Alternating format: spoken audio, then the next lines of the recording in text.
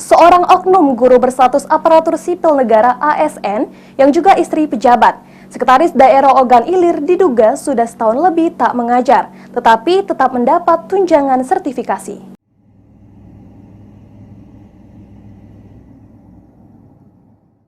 Oknum guru bernama Rosmalinda seharusnya mengajar di SMP Negeri 1 Indralaya, tetapi sejak setahun lebih tidak mengajar menunaikan kewajibannya.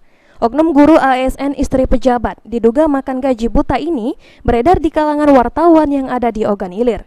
Kepala Inspektorat Ogan Ilir Ibnu mengatakan telah menindaklanjuti informasi ini dengan memanggil ASN yang bersangkutan. Inspektorat juga telah memanggil saksi-saksi diantaranya kepala sekolah, guru, dan dokumen daftar hadir.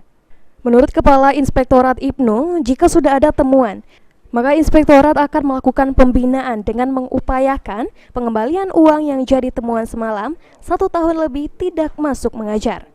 Menurut Ibnu, istri Sekda ini juga terlibat dalam kepengurusan Dharma Wanita di Ogan Ilir. Sekretaris Daerah Sekda Ogan Ilir Muhsin Abdullah tak merespon perihal kabar yang menyebutkan istrinya menerima sertifikasi tanpa menunaikan kewajiban mengajar.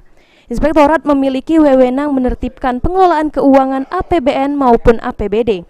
Untuk sanksi pidana akan dikoordinasikan dengan aparat penegak hukum APH sesuai dengan tahapan-tahapan prosedur. Mengacu kepada pengawasan tindak lanjut pelaksanaan untuk dalam tahap proses tindak lanjut untuk temuan yang harus kita tindak lanjuti di dalam pembinaan. Sebab inspektorat ini ketika sudah dapat tindak lanjut pengawasan tadi, misal temuan beberapa tahun misalnya tidak ngajar, nah itu kita lakukan pembinaan seperti pengembalian duit yang jadi temuan.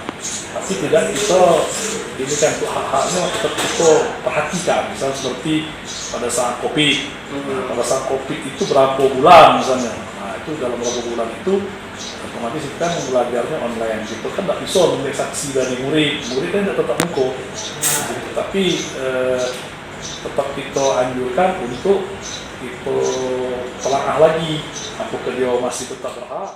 Ahmad Romawi, PAL TV.